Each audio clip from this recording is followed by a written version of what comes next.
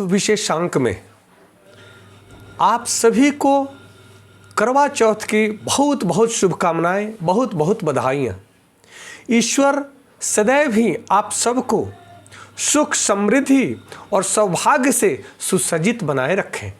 आप सदैव स्वस्थ रहें और आपका दाम्पत्य जीवन बहुत ही सुंदर सौम्यता के साथ में आनंदमय हो, यही हम प्रभु से कामना करते हैं, ईश्वर से कामना करते हैं।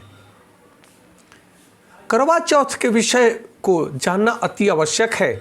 आप सबके सामने रखना चाहता हूँ, जो कि आप सब जानते भी हैं, परंतु मैं आपको याद दिलाना चाहता हूँ कि करवा चौथ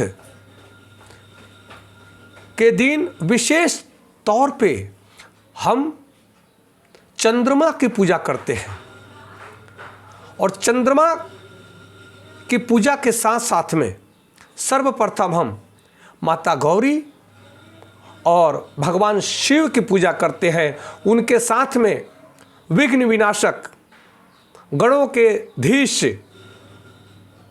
भगवान गणेश जी की पूजा करते हैं, ताकि हमारे जीवन में, हमारे परिवार में, हमारे दाम्पत्य जीवन में माता पार्वती जी का, भगवान शिव जी का और भगवान गणेश जी की कृपा बरसती रहे। क्योंकि माता पार्वती जी सौभाग्य की अधिष्ठात्री है। माता सदैव ही सौभाग्यशाली रहते हुए सभी बहनों को सौभाग्यवती होने का आशीर्वाद देती है, जिस आशीर्वाद में भगवान शिव का भी संपूर्ण आशीर्वाद प्राप्त होता है। और उनके साथ साथ में गणनायक गणेश जी महाराज सदैव ही सबके घर में शुभ और लाभ की पूर्ति कराते हैं, आनंद की अनुभूति कराते हैं, आनंद का आशीर्वाद देते हैं। यह सनातन धर्म में सदैव ही ये परंपरा रही है कि पत्नी अपने पति के दीर्घायु होने का वरदान मांगती है, स्वस्थ रहने का वरदान मांगती है, अपने सौभाग्य को सदैव ही सुसज्जित रखने का वरदान मांगती है अपने आराध्य देव से। और यह सदैव ही पूर्ण भी होता रहता है, हमेशा पूर्णता की ओर आगे बढ़ते रहते हैं। यहाँ पे बात आती है कि हम चंद्रमा को ध्यान में रखते हुए व्रत तोड़ते हैं। तो इस बात को समझने की आवश्यकता है कि चंद्रमा मन का देवता है। चंद्रमा का प्रभाव हमारे मन पे पड़ता है और चंद्रमा सदैव ही सूर्य से प्रकाश लेकर के और हमें शीतलता का प्रदान करते हैं, शीतल प्रकाश प्रदान करते हैं और मन को शांत रखने का कार्य करते हैं। तब दाम्पत्य जीवन तभी संपन्न और सुखी रहता है, आनंदमय रहता है, जब पति पत्नी का मन शांत, शुद्ध, चिंताओं से रहित और आनंदमय हो। तो इस सब का श्रेय चंद्रमा को जाता है। चंद्रमा शीतलता का प्रतीक है, जिन्होंने अपनी किरणों से औषधियों का पोषण करते हैं, हर प्राणियों के मन मस्तिष्क को शांत रखते हैं, व्यग्रता को दूर करते हैं।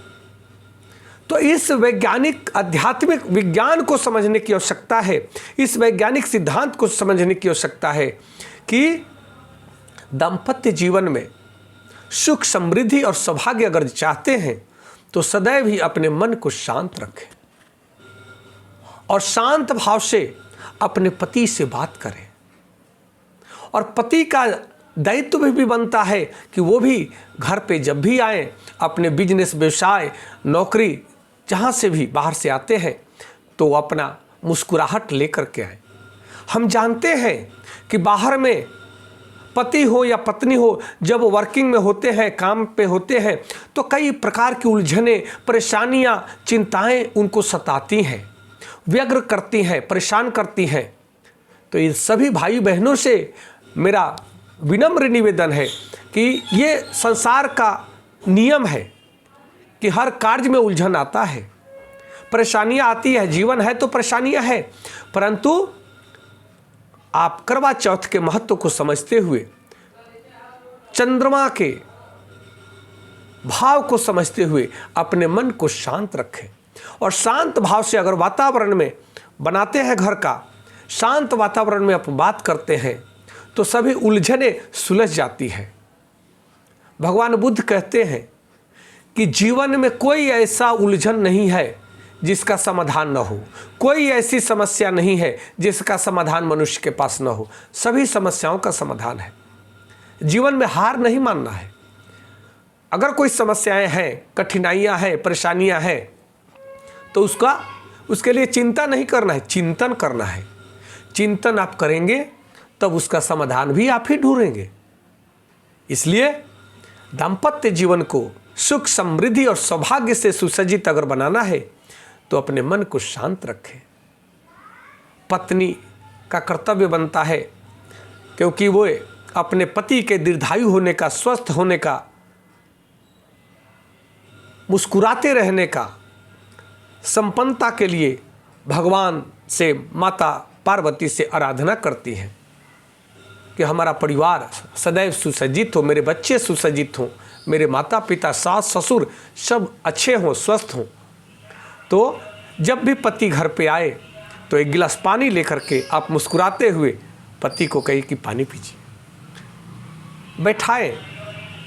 फिर उसके बाद कोई बात है, कोई परेशानी है, कोई बातें हैं, उसको किया जाए, परंतु वो भी मुस्कुराते हुए शांति भाव से किया जाए।